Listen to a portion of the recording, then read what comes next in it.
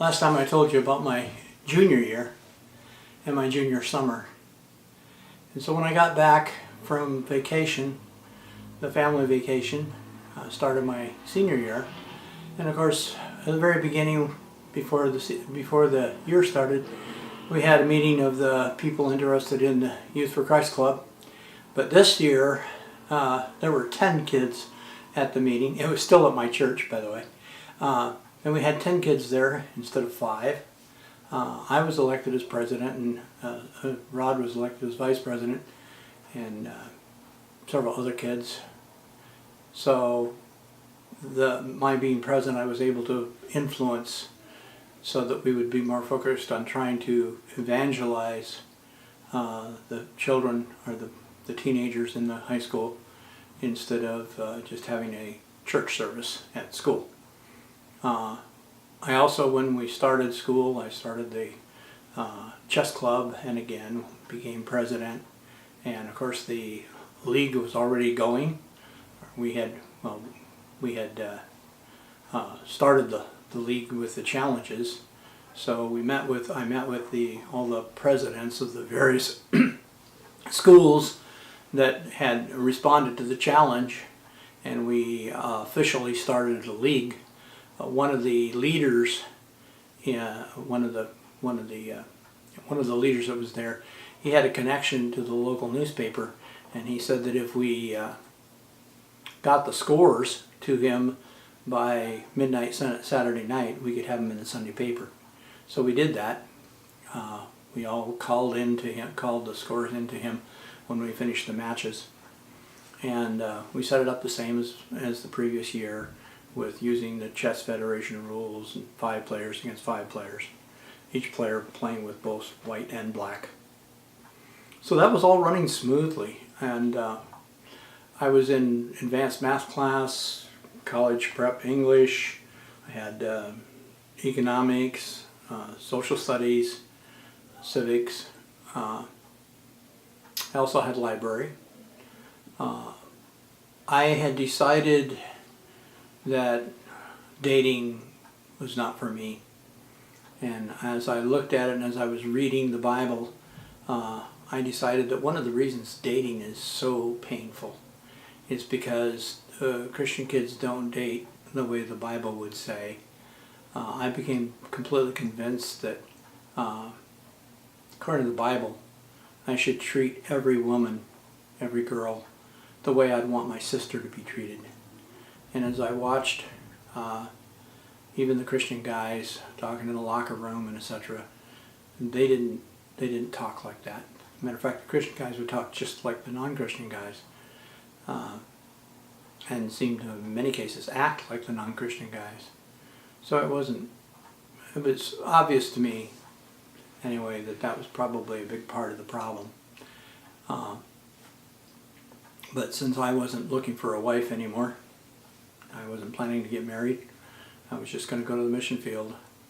I didn't even date.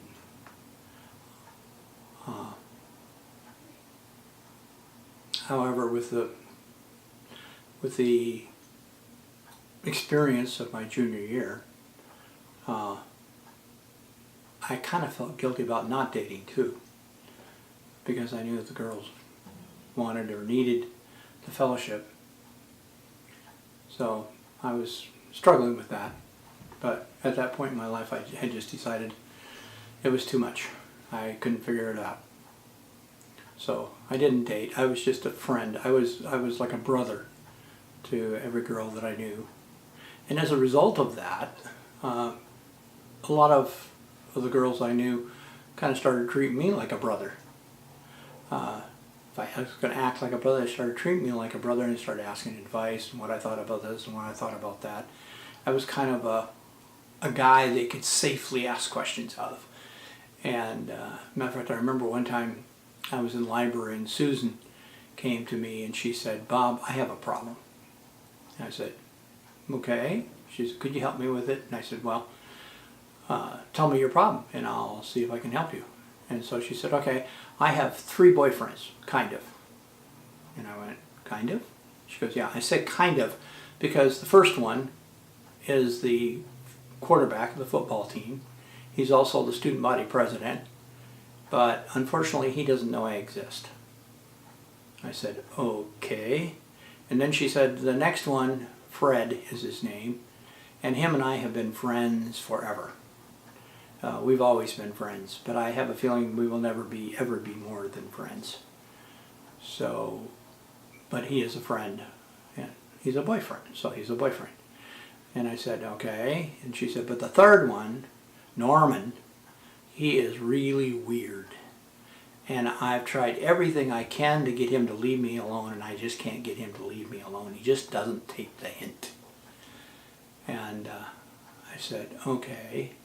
And then I prayed real quick, silently. She had no clue I was praying, but I prayed and I said, Lord, please give me an answer for Susan, like you did with Joseph when he had the two guys with the dreams, remember? And so I found myself saying to Susan, well, not too long from now you'll be in a place where you don't know anybody, but Norm will be there. And you'll get a chance to get to know him. And when you get to know him, you'll find out he's not quite as weird as you think he is. And after that, the other two boys won't matter. And she said, wow, okay, all right, whatever. And she went her way, went back to work and everything. About a week, Monday after that, she came into the library and she says to me, Bob, how did you know? How did you know? And I said, know what? She says, I went to the Elks Club with my parents, and I was there at the dance, and there was nobody that I knew there.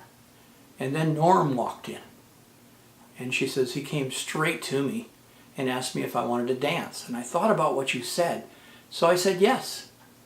And she says, I danced with him, and now the other two boys don't matter. We're going steady. And they don't matter at all. And she says, how did you know? And when I said to her, God told me, she just kind of looked at me like, okay, you don't want to answer me, fine. And went back to work.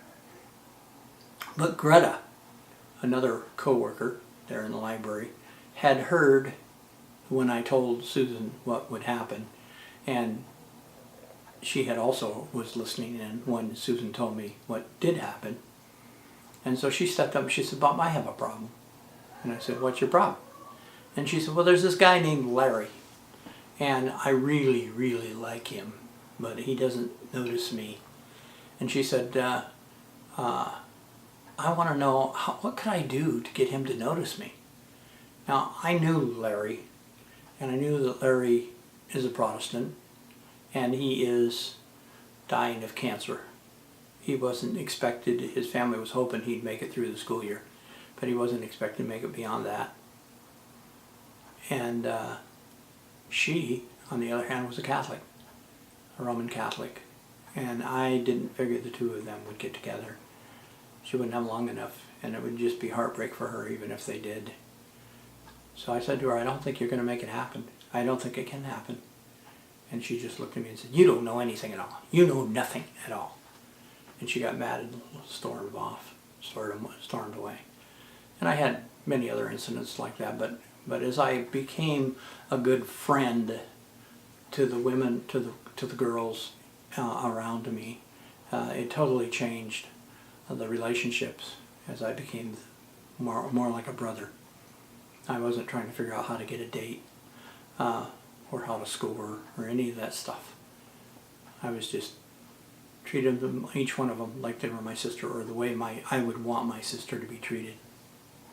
So that's how I did there.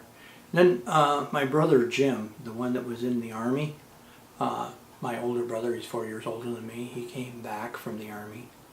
It had been about, well, three and a half years. And so he came back. Now, the good thing here is when he came back from the Army, that was a really good time. We were really good, we were really close brothers.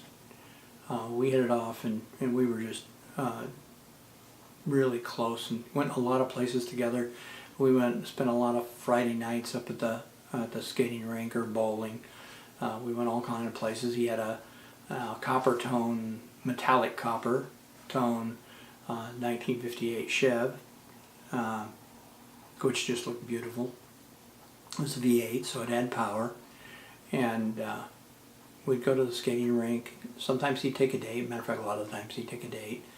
And we'd go together.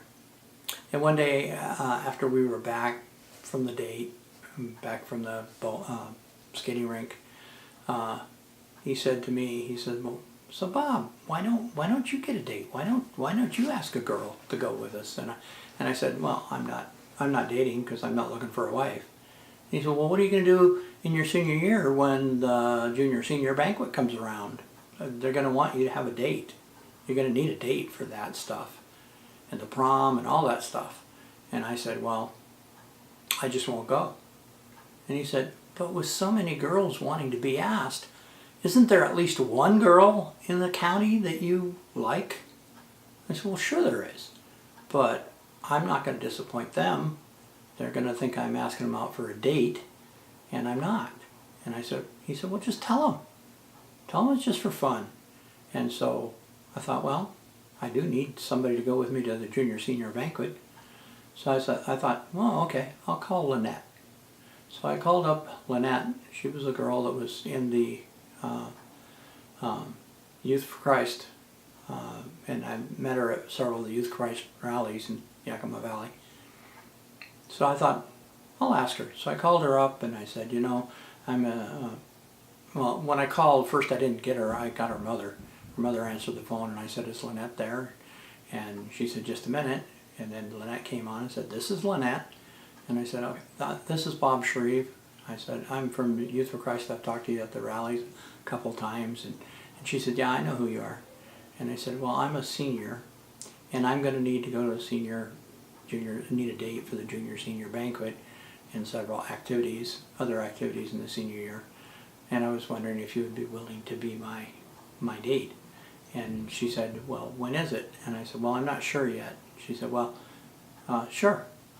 And I said, okay, I'll call you when I find out when it is and let you know. And she said, okay.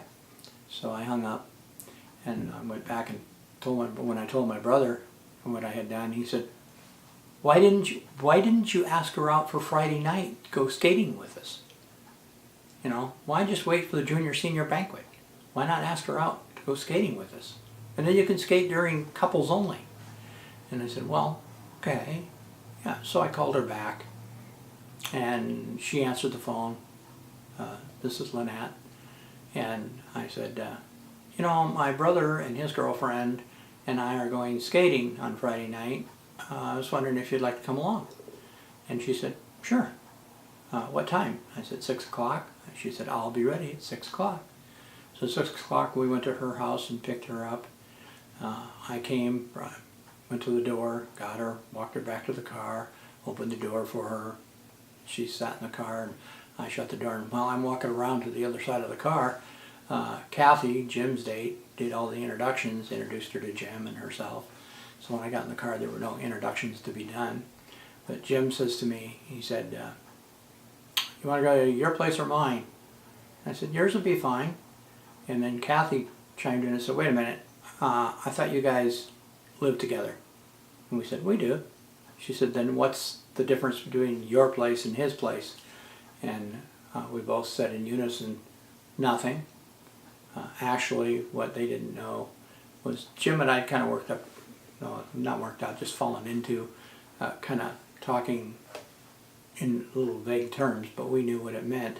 So really what he had done is asked me if I wanted to go to his hamburger place and have supper or go to mine. And so he was already on his way to the Miners Diner.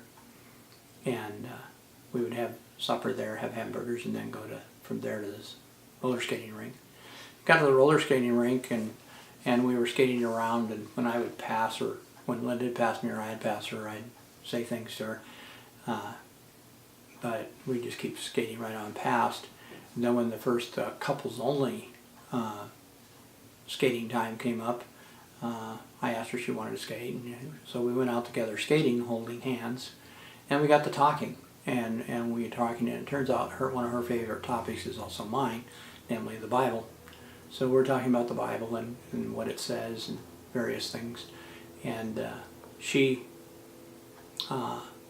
when the couples skate only was over, we just kept holding hands and kept skating all night long. We were just holding hands and skating around together and talking and having a great time, a fellowship. And then when we took the girls home, Jim took Kathy home first, and he took her up to the door. I kissed her a couple of times before she went into the house. And then when we got to Lynette's house, I took her up to the door and I told her how much fun I had and suggested we could do it again sometime. She said, "I'd like to do that. It was fun. I'd like to do it again too." So I said, "Oh, well, I'll give you a call." And I went back to the car. But when I got back to the car, Jim goes, "What was that?" And I said, "What do you mean, what was that?" He says, "You didn't even kiss her." I said, "No, because it wasn't a romantic date." And he goes, "That girl is probably so confused. She doesn't even know if you like her or not." And I said, "Yes, she does. I told her." So Lynette and I had a understanding throughout the whole rest of the senior year that we were friends. And we actually became very good friends. So then I made an application for Prairie Bible Institute. Now actually I did research. There was Multnomah School of the Bible, and my sister was going there. There was a Moody Bible Institute. There was Biola down in Southern California. But then I heard about the school Prairie Bible Institute. And I didn't know anything about it, and it sounded kind of interesting. So I asked Dean Youngward, a missionary that had come back from Ethiopia. I asked him what he thought of Prairie Bible Institute, and he said to me, he said, "Bob, the missionaries that come to the foreign field from Prairie Bible Institute don't have the problems that the other missionaries have. That's all I can tell you. I've never been there. I don't know anything about the school, but I do know that the missionaries that come from Prairie Bible Institute don't have the same problems on the foreign field that other missionaries have." So I decided, based on that recommendation, to apply to Prairie Bible Institute.